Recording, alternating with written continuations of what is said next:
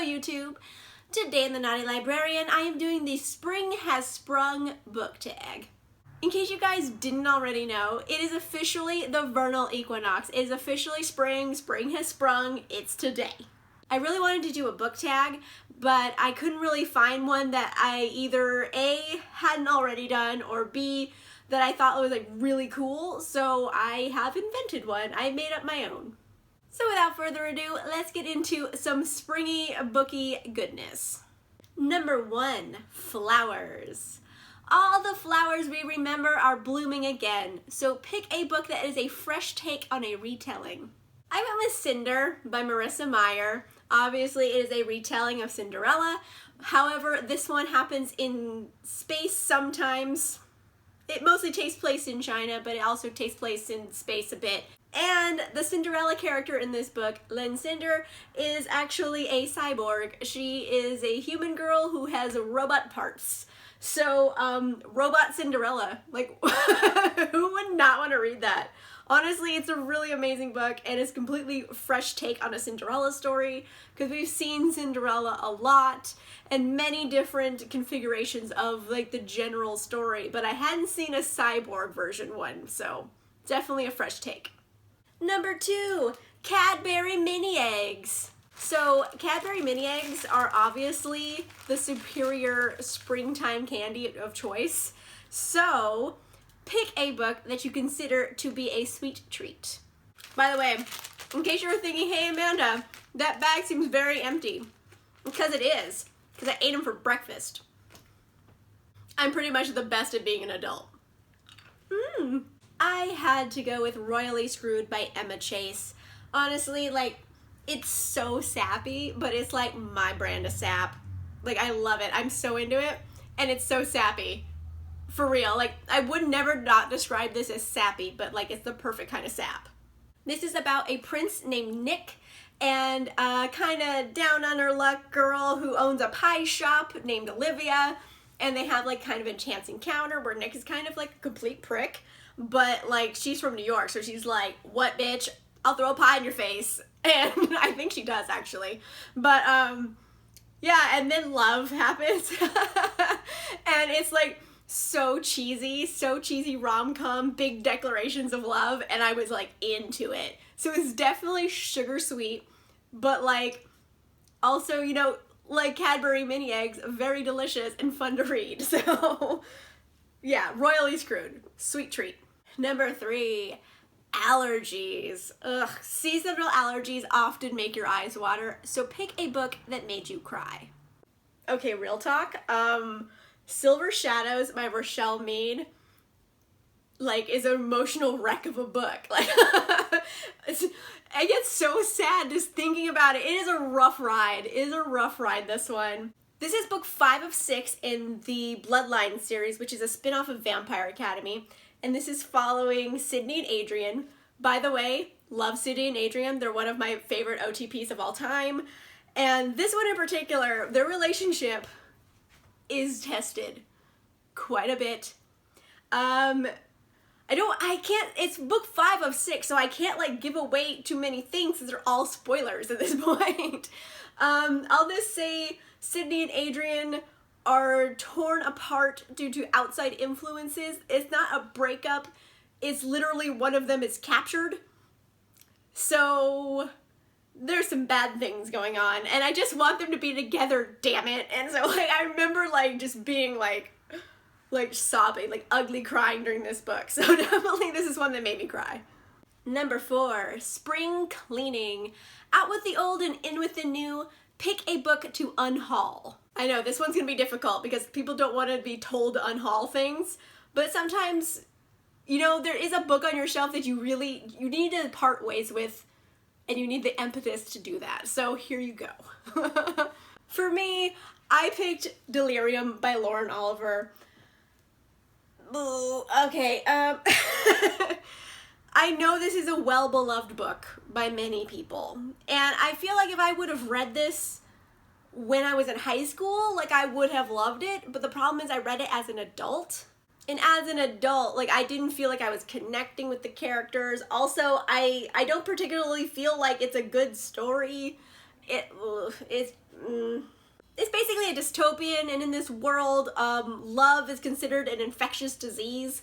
So all teenagers, I guess, when they turn 16 or 17 or 18 or something like that, they have to go through this procedure where they're fixed. So essentially, they're kind of just lobotomized. Basically, your brain isn't inhibited in any way besides you're no longer able to feel emotions. So you're like lobotomized emotionally. It was just, I was not feeling it. It doesn't even sound good like as a pitch, really. So yeah, it's leaving. It's gonna be donated. Number 5, spring break! It is the perfect time for an adventure, so pick a book featuring a road trip.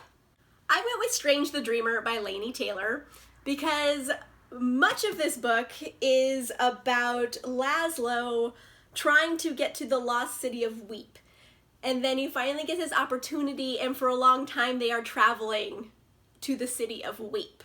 And it's really hard to describe what this book is actually about because it's so weird and like fantasy driven that it's really hard to explain in less than like 500 words, and like nobody's got time for that right now. So it's about this guy Laszlo. He's a bit of a dreamer, and he is obsessed with this lost city called Weep, and he wants to go there, and he has learned everything about it, and no one really knows if it exists. It's like a magic city. And then some emissaries come to town one day, and he like gets to go back with them with their expeditions. So he's basically the most starry-eyed cinnamon roll of a dreamer who ever existed, and you just want to give him a good pat on the head. He's such a sweet guy. And there's also the children of gods who kind of live in the city. Like, I'm okay, you know what, I can't like start describing the whole plot. Like, I told myself I wasn't gonna do that. It's very strange, as the title suggests, and it's very fantasy and lyrical, and I love it. And yes, for a lot of it, Laszlo is going on a road trip to get to the city of Weep. Number 6, mating season. It's that time in the animal kingdom to make some babies, so pick a book with some smutty delights. So, you guys know I do like my smutty delights, so I have a lot of options to choose from. In this instance, I went with Beautiful Bastard by Christina Lauren. I really love this series so much. It's so funny, and the characters are great, and it's smutty. Dear Lord, is it smutty. It is so smutty. Like, this is a very rare instance because I don't consider it erotica, even though there's like a lot of sex in this book. And by a lot of sex, I mean a lot of sex. They do it in chapter 1.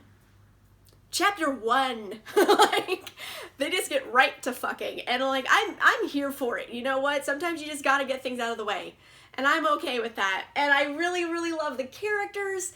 I love this series. They're so funny, they're so romantic, and they're like sexy, and yeah, it's got a lot of things I really like in a series. So yeah, chapter 1 smut. Definitely this is my pick. Beautiful Bastard. Number 7, rainbows. I feel like spring is made of freaking rainbows, so pick a book that features an LGBTQ plus character or characters. I chose Catwoman Soul Stealer by Sarah J. Maas because in this instance, that is actually in canon with the comics. You have Harley Quinn and Poison Ivy in a relationship with each other, and I enjoyed seeing that brought over from like somewhat obscure part of the comics to this book. I really appreciated seeing that relationship in an actual book to be written, to be read. I like enjoyed it quite a bit. And you know what? You don't always see them together in a relationship, so I did appreciate the female-female romance in it. And I mean, a book is obviously about Catwoman, but it's Catwoman, Poison Ivy, and Harley Quinn forming a girl gang and robbing everybody. So these are main characters of the book. But yes, surprise hit that I don't feel like enough people talk about because it's actually really good. Catwoman Soul Stealer. Number 8, Spring Awakening. This is one of my all-time favorite musicals, even though it's filled with completely dysfunctional characters. So, pick a book that is also featuring completely dysfunctional characters. I chose 6 of Crows by Leigh Bardugo. Obviously, the drags, all of these kids have big chips on their shoulders. They all have like dark pasts. and they all have like weird quirks they have to get like come to terms with. So yeah, they're all very dysfunctional people, but when you put them all together in a group, they actually function quite well together. So it's a weird of dysfunctional functional relationship that they all have, and like I'm into it. Obviously, like I've told everybody like how many like heart eyes I make in this book like on a daily basis. So yes, it's full of dysfunctional weirdos and I love them intensely. Number 9, In Like a Lion and Out Like a Lamb. Pick a book series that did not get better as it progressed. Okay, spoiler alert, because I haven't gone over this book yet, but I will be going over it in like my wrap up. So, you know, sneak peek. I chose Arch Enemies by Marissa Meyer. This is the sequel to Renegades, and okay, real talk, I wasn't the biggest fan of Renegades. I thought it was like, okay. I wasn't wowed by it.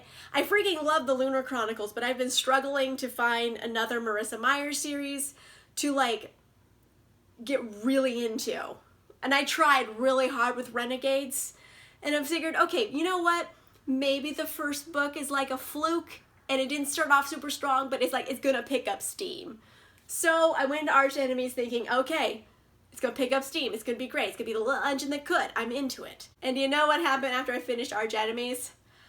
I realized deep down in my soul that I don't give a fuck about any of these characters. Like, legit, I have no fucks to give. Like, there is my fuck field. 'Tis barren. Like, like, none. I don't care about any of them. It's just not written in a way that makes me, like, care at all what these people are doing. I have no emotional attachments. And I really tried. I really tried to get into it. Oh man, I'll save the rest of this kind of ranty review for my wrap-up, but be forewarned, I wasn't a fan. Number 10, Fun in the Sun, Tag Some Friends. I tag Tabby from Keeping Tabs. I tag Jean from Jean Bookish Thoughts. And I tag Bethany from Beautifully Bookish Bethany. You are all tagged. You can do this Spring Has Sprung book tag.